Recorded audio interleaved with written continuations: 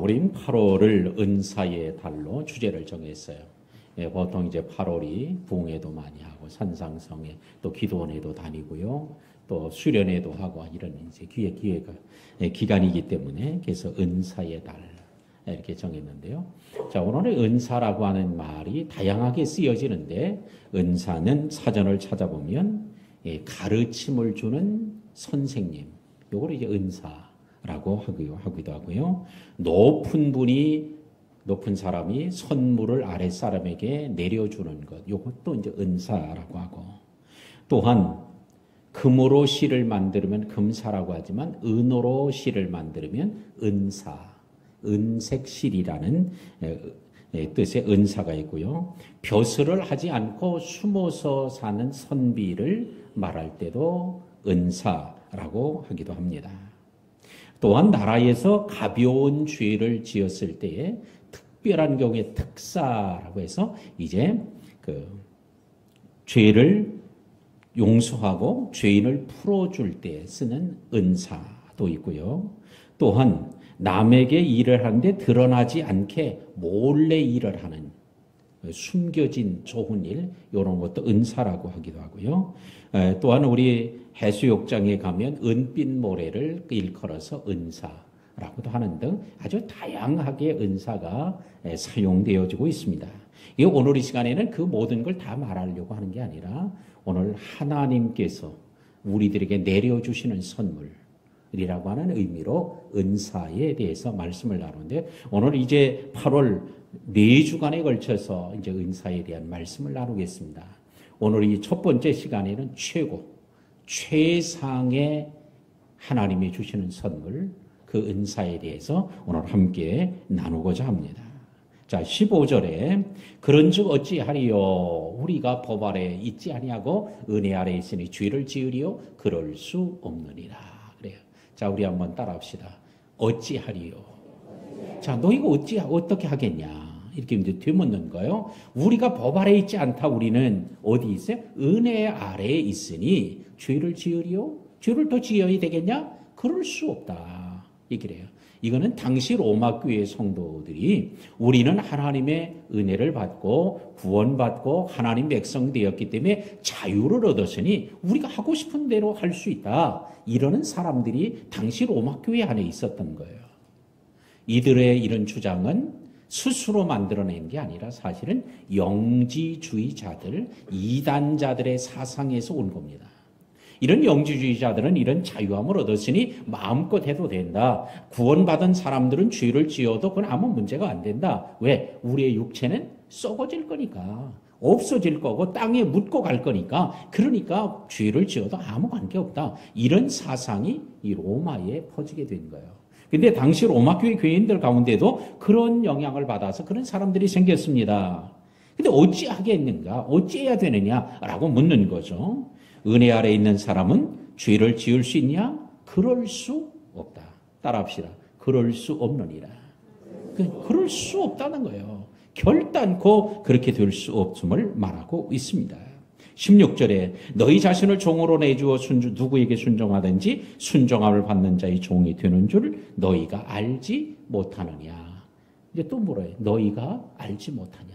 이건 뭐 너희 다 알고 있는 거 아니냐.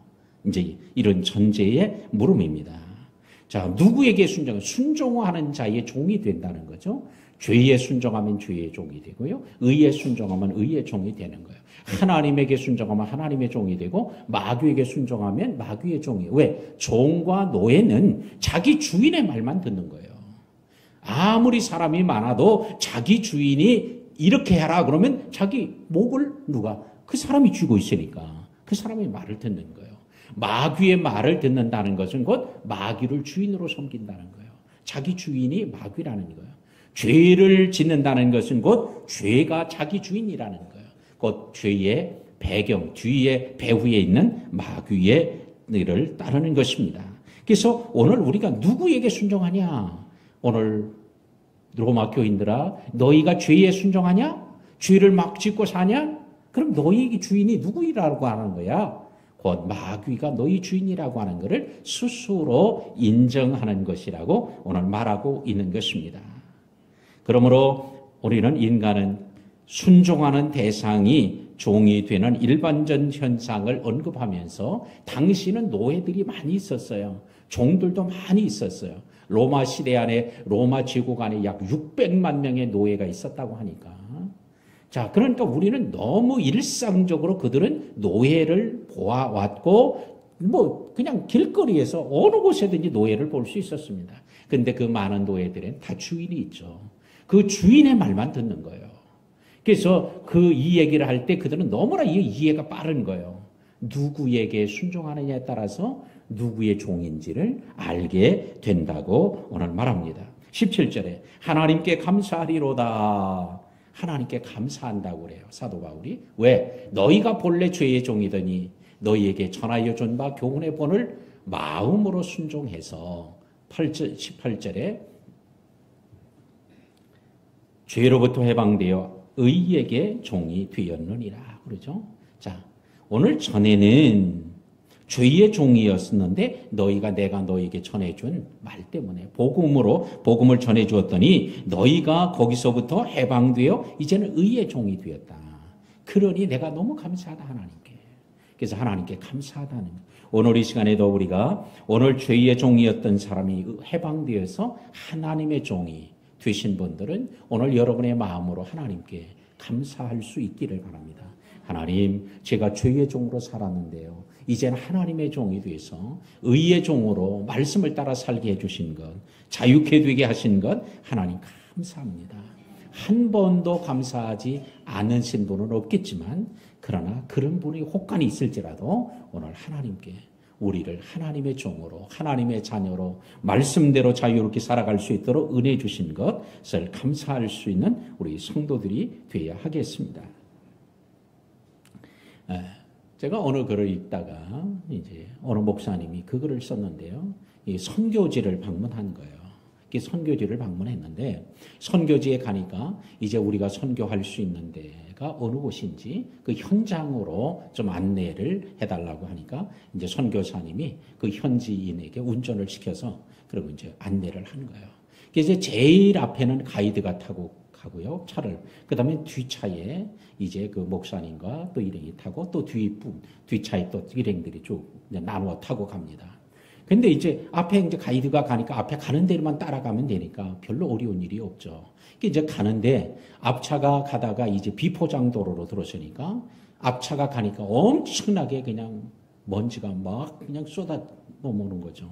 그러니까 이 목사님이 이게 너무 불편한 거예요. 그래서 그 앞에 가이드로 해서 앞에 칸보이를 하고 가는 그 현지 가이드에게 아니 이렇게 먼지를 내고 가면 어떡하냐. 내가 앞에 가고 너 뒤 따라오면 안 되겠냐. 그랬더니 그 가이드가 절대 안 된다는 거예요.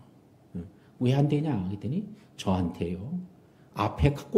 앞에서 딴 데 하지 말고 꼭 앞에 가라고 했기 때문에 저는 앞에 가야 됩니다.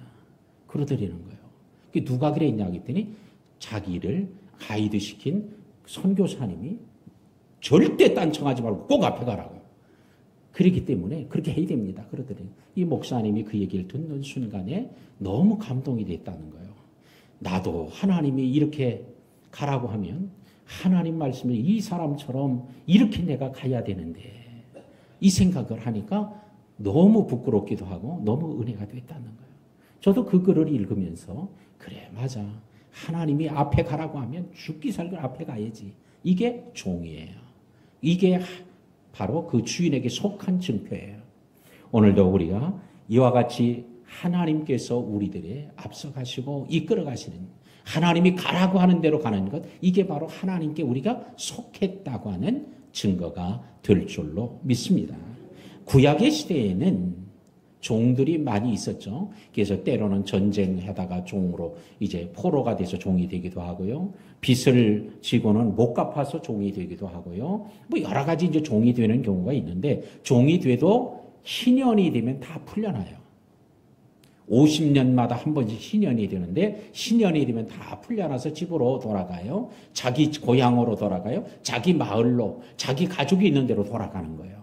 왜? 풀리니까.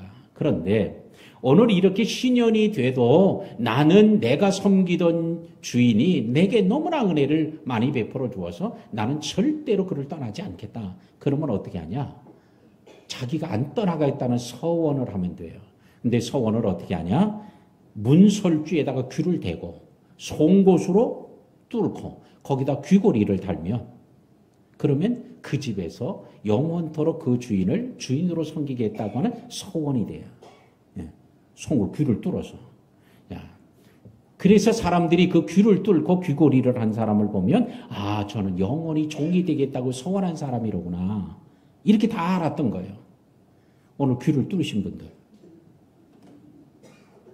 귀를 뚫으신 분들은 신경통에 좋으니까 귀를 뚫었다고만 생각하지 말고 실제는 그거 몰랐을 때는 그렇게 뚫었을지라도 지금은 이제 어떻게 나는 이제 오로지 죽을 때까지 영원토록 주님만을 섬기는 주님의 종이다. 이런 생각을 하고 여기 딸랑딸랑 여기 흔들릴 때마다 그 생각을 하면 더 은혜가 될 것 같아요. 꼭 그렇게 하면 좋겠어요. 아멘 좀 해요. 나는 안 뚫어서 아멘 안 하는 사람은 어쩔 수 없지만 뚫고도 아멘 안 하는 사람은 안 되잖아. 그러니까 여기가 흔들릴 때마다 예쁘게 하기 위해서 미적인 감각을 위해서 아니면 신경통이 좋다고 해서 그럴지라도 이제는 구약의 시대에는 영원히 자기 주인만을 섬기겠다고 하는 증표로 서원하며 뚫었다는 생각을 갖고 우리가 이제 뚫은 귀걸이를 할 때마다 여기를 꿰일 때마다 이제 내가 하나님께 영원히 주의 종으로 주님이 시키는 대로만 하며 살겠다. 이러면 주님도 그럴 때마다 귀걸이를 할 때마다 귀에 달랑달랑 흔들릴 때마다 하나님이 얼마나 좋아하시겠어요. 자, 이렇게 종은 주인의 분부만을 따르는 거예요. 주인의 명령만을 따르는 게 이게 종이에요. 그러니까 오늘 우리는 의의 종으로 하나님께 속했으니 이제는 하나님의 말씀대로만 따르는 우리 성도들이 되시기를 바랍니다. 20절에 너희가 죄의 종이 되었을 때는 의에 대하여 자유로웠느니라 그래요. 자, 오늘 20절의 말씀은요. 이게 자유로웠느니라 할 때 이 자유가 좋은 의미로 쓴 자유가 아니라는 거예요. 부정적인 의미로 자유예요. 자, 우리가 자유부인이라고 말할 때 이 자유부인이라는 말은 좋은 의미로 쓰여지지 않죠. 자기 마음대로 이렇게 살아가니까 자유부인이 아니라 사실은 바람난 여자를 자유부인이라고 그러잖아요. 자, 그런 것처럼 오늘 여기서 오늘 자유로웠느니라 이거는 부정적인 의미로 쓰여진 거다라는 걸 먼저 우리는 이해해. 그래서 우리말로 보면 이게 금방 싹 우리가 이해가 안 돼. 근데 오늘 이런 말씀을 제가 들으면 이제 그때부터 이 성경이 이해가 잘 될 거예요. 그래서 더 이해가 잘 되도록 하려고 공동 번역에서는 이렇게 번역을 했어요. 여러분이 죄의 종이었을 때는 여러분은 정의에 예속되지 않고 제멋대로 놀아났었습니다. 이렇게 제멋대로 놀아나는 걸 이걸 자유라고 이렇게 했어요. 또 사번역에서는 여러분이 죄의 종일 때에는 의로움에 얽매이지 않았습니다. 이렇게 돼 있어요. 그러니까 의로움에 얽매여 사는 게 이게 복이고 당연히 그렇게 살아야 되는데 의로움에 얽매이지 않았다 이건 거예요. 의롭게 살지 않았다는 거예요.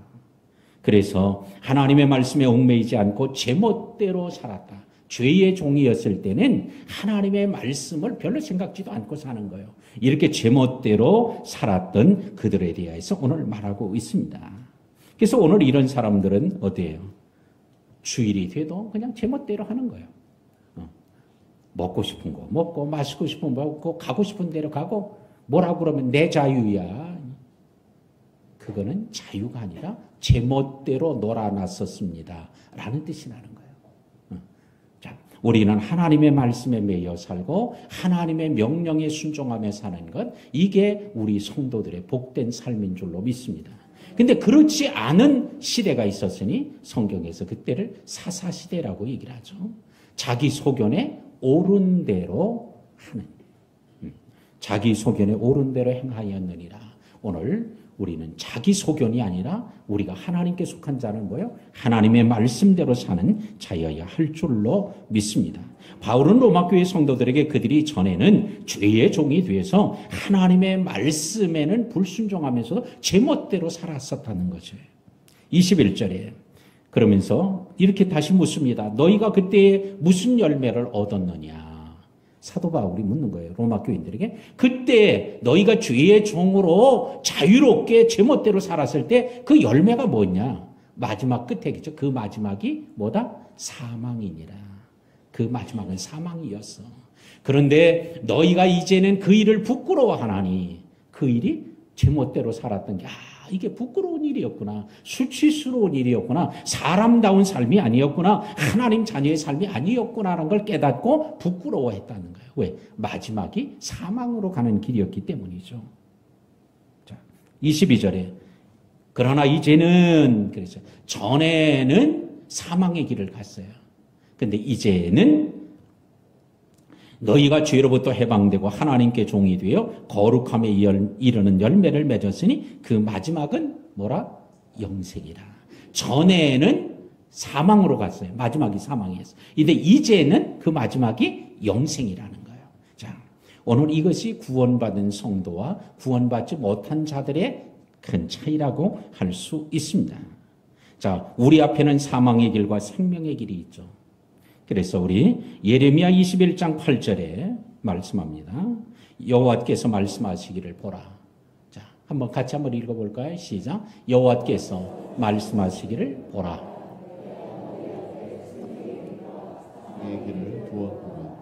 너는 이 백성에게 전하라 하셨느니라. 너희 앞에 어떤 길을 두어요? 생명의 길도 두고 사망의 길을 두었대요. 그러면서 예레미야에게 이것을 백성들에게 전하도록 얘기했습니다. 예레미야는 구약의 선지자, 대선지자 중에 한 명으로 이제 꼽히게 되는데 왜 예레미야가 생명의 길과 사망의 길을 오늘 그들 앞에 두었다고 하는 하나님의 말씀을 전할까요? 이때의 시대적 배경은 바벨론에 의해서 나라가 멸망할 것을 하나님이 작정하고 계셨던 때예요. 그래서 예레미야를 통해서 말씀하기를 바벨론에 의해서 나라가 망할 거야. 그리고는 백성들이 포로로 끌려갈 거야. 그런데 그때에 너희들은 하나님의 징계인 줄 알고 바벨론으로 포로로 끌려가라는 거예요. 저항하지 말고. 자, 그 말씀을 전할 때 이 많은 사람들이 예레미야를 이런 매국노 같은 놈이 있나? 나라가 망한다면 나라를 지켜야지. 그냥 포로로 잠잠히 끌려가? 말도 안 돼. 그러면서 매국노로 매도하고요. 또한 그를 거짓 선지자로 공격했습니다. 나라를 지키도록 하나님 지켜달라고 그러고 바벨론을 하나님 멸망시켜달라고 해야지 끌려가게 하다니. 이거는 도무지 하나님은 그렇게 얘기할 수 없어. 그래서 거짓 선지자로 매도하고 그들을 감옥에 예레미야를 가두기도 했죠. 자, 그랬는데 바로 하나님 이스라엘 백성들에게 이 70년 포로 기간을 통해 그 땅을 안식하도록. 왜? 안식년도 다 띄어먹고 희년도 띄어먹고 제멋대로 사니까 땅도 안식을 하도록 하나님 70년의 기간을 안식하는 때로 삼고 그곳에 있는 하나님의 백성들은 하나님의 징계를 받는 기회로 삼으시려고 하나님 그렇게 하셨는데 이런 하나님의 뜻을 모른 거예요. 그래서 하나님은 생명의 길과 사망의 길을 그들에게 주었는데 그래서 그들은 어디로 가요? 사망의 길을 따라가는데 우리는 이제 하나님의 말씀 예레미야를 통해 주신 말씀은 이건 잘못이다 하고는 이제 그들은 어디를 찾아가요? 애굽으로 내려가는 거예요. 애굽 사람과 동맹을 맺고 바벨론에 대항하자. 하나님은 항복하고 그냥 끌려가라고 하는데 애굽과 동맹을 맺고 그리고 애굽의 도움을 청하러 애굽으로 가는 거예요. 자, 오늘 우리 안에도 하나님이 우리가 생명의 길과 사망의 길을 우리가 두실 때가 있죠. 지금도 그 생명의 길은 좁은 길이에요. 그 생명의 길은 영생의 길이에요. 그러나 사망의 길은 넓은 길이에요. 영벌의 길이라 할 수 있습니다. 잠언 14장 12절에 어떤 길은 사람이 보기에 바르나 필경은 사망의 길이니라.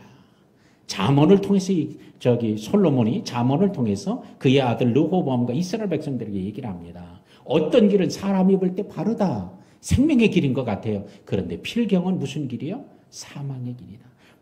많은 사람이 넓은 길을 향해서 가는 거예요. 왜? 그 길이 바르게 보이니까. 그 길이 생명의 길인 줄 아니까. 그러니까 많은 사람들이 가니까 그래 저렇게 많은 사람들이 가니까 저 길은 생명의 길일 거야 하고 길을 알지 못하는 사람이 따라가다가 함께 망하는 거죠. 23절 마지막 절입니다. 주의 삭은 사망이요 하나님의 은사는 그리스도 예수 우리 주 안에 있는 영생이니라. 자, 주의 삭은 뭐요? 사망이다. 하나님의 은사는 영생이다. 이제 줄여서 요약을 하면 그거예요. 주의 삭은 사망이요 하나님의 은사는 영생이라고 말합니다. 자, 오늘 여기 삭이라고 하는 단어는 옵소니온이라는 단어인데요. 이 단어는 당시에 어떨 때 사용됐냐면 군인들이 급여로 지급되던 급료, 또 일하는 노동자들에게 하루 일삭을 줄 때 삭을 줄 때 그 삭, 그 다음에 또 관료들의 봉급, 요거를 옵소니온이라고 얘기를 했어요. 그러니까 이거는 열심히 그냥 자기가 맡겨진 일을 하면 날짜 딱 되면 봉급을 받는 거예요. 그러니까 내가 일한 대로 받는 거예요. 요게 삭이에요. 그러니까 죄를 범하면 그의 대가, 삭이 뭐예요? 사망이라는 거예요. 사망. 마땅히 뭐 다른 거 받을 게 없어. 그걸 받게 되는 거예요. 사망. 근데 하나님의 은사는 그랬어요. 이 은사는 높은 사람이 아랫사람들에게 내려주는 선물, 카리스마예요. 카리스마. 근데 이 선물인데 오늘 이 하나님이 주시는 선물은 뭐다? 영생이라 얘기해요. 근데 이 카리스마라는 단어가 당시는 어떨 때 쓰였냐? 황제가 자기 생일이나 황제로 등극한 날이나 나라의 경사스러운 일이 있을 때에 군인들이나 백성들에게 황제가 내려주는 선물, 요게 카리스마예요. 그러니까 이 선물은 그냥 그 백성이기만 하면 로마의 제국 안에 살기만 하면 시민권자들만 그냥 거저 받는 거예요. 거저 주는 거예요. 자, 하나님의 은사, 하나님이 주시는 은사는 황제가 주는 은사는 선물은 오늘 황제의 이런 좋은 일, 자기가 임의대로 주는 거죠. 그런데 하나님이 주시는 선물은 뭐요? 영생이라는 거예요. 영생이라는 선물을 하나님 주는데 이 영생은 어디 있다고 그래요? 그리스도 예수 우리 주 안에 있는 영생이니라. 오늘 영생은 반드시 누구 안에? 오늘 예수님 안에 있다는 거예요. 자, 요한 1서 5장 12절과 13절을 보겠습니다. 아들이 있는 자에게는 뭐가 있고? 생명이 있고 아들이 하나님의 아들이 없는 자에게는 생명이 없느니라. 13절. 내가 하나님의 아들의 이름을 믿는 너희에게 이것을 쓰는 것은 이것을 뭐요?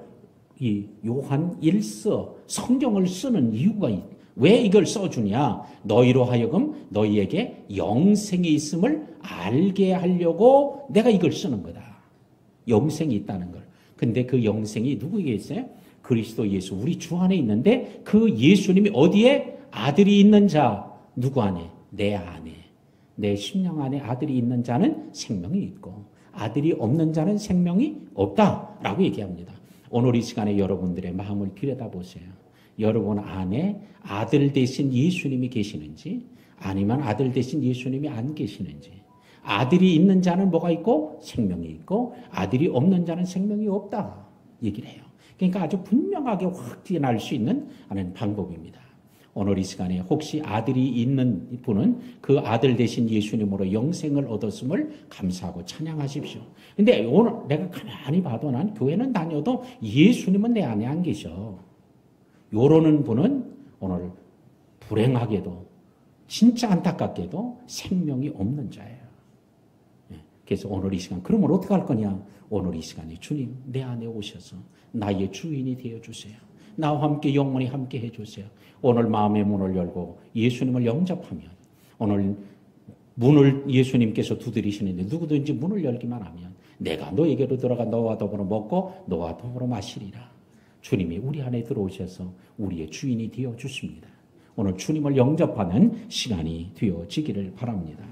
그래서 하나님이 주신 하나님의 은사, 하나님의 선물은 뭐예요? 거저 주는 거예요. 너희가 그 은혜를 인하여 믿음으로 말미암아 구원을 얻었나니 이것은 너희에게서 난 것이 아니요 하나님의 선물이라. 하나님 그냥 준 거예요. 그 하나님의 선물이 뭐 영생인데 오늘 우리가 이 땅에서 가장 큰 축복, 은총이 바로 이게 영생이라는 은사입니다. 너희가 이 땅에 모든 걸 가지고 있어도 오늘 밤 내 영혼을 도로 찾으리니 이것이 누구의 것이 되겠냐 그러고요. 우리가 이 땅에서 아무리 오래 살아도요. 70, 80, 또한 100세를 살고 뭐 조금 더 살아서 120세를 살고 아이고 끔찍하다. 120까지 살려면 이런 분들이요. 뭐 더 사는 사람 130을 살는 사람은 있을 수도 있겠죠. 그러나 이 세상은 130년, 150년, 200년을 살아도 아주 짧은 기간이라는 거예요. 화살같이 날아간 짧은 기간이에요. 그러나 영생은 뭐예요? 영원한 끝도 없는 그런 생명이고 또한 시간으로 계산할 수 없는 그런 생명이기 때문에 영생이라고 하는 거예요. 비교할 수 없는 이 땅의 그 어떤 것하고도 비교할 수 없는 큰 은총이며 선물입니다. 바로 이런 영생이라는 최고 최상의 은사 선물을 주시는데 그 선물은 누구를 통해? 예수님을 통해서 오늘 주신다는 사실입니다. 이제 말씀을 맺습니다. 사랑하는 성도 여러분, 오늘 이 시간에는 여러분들은 예수님을 나의 마음의 주와 구주로 영접하여서 오늘 이 영생을 가진 사람입니까? 영생을 보장받은 사람입니까? 아니면 예수님과는 아무런 관계없이 그냥 교회만 왔다 갔다 하는 사람으로 영생과 아무런 관계없이 사는 사람입니까? 오늘 이 시간에 오늘 예수님을 아직도 영접하지 못하신 분은 예수님 내 마음에 들어오시도록 영접하는 시간이 되기를 바라고요. 오늘 그런 분들은 바로 영생을 확신하는 그 어떤 것으로 주어지는 것이 이는 혈통으로나 육정으로나 사람의 뜻으로 되지 아니하고 오직 영접하는 자, 그 이름을 믿는 자들에게 주시는 은총임을 믿고 예수님을 영접하는 귀한 우리 성도들에 대해서 오늘 한 사람도 영생에 대한 확신 없이 돌아가는 이런 사람이 없이 영생의 확신을 누리는 모든 성도들이 되기를 주의 이름으로 축원합니다. 하나님